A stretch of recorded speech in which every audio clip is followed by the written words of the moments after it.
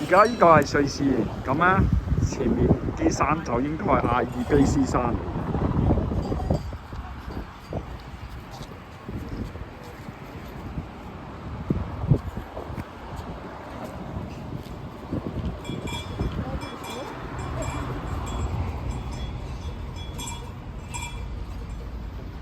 因為呢啲咧太近咧，未必影得晒。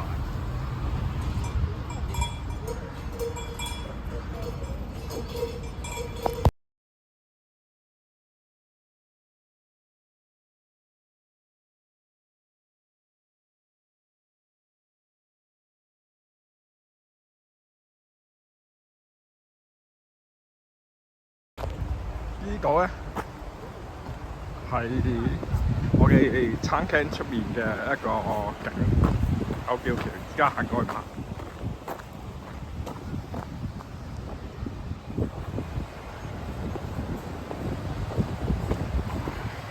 哇！真係未試過咁樣行吊橋啊！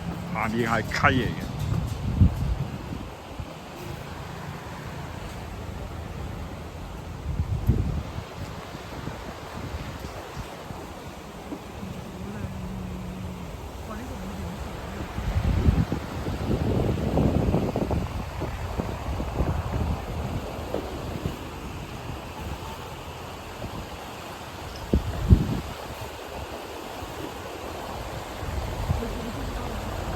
一陣先，我拍埋先。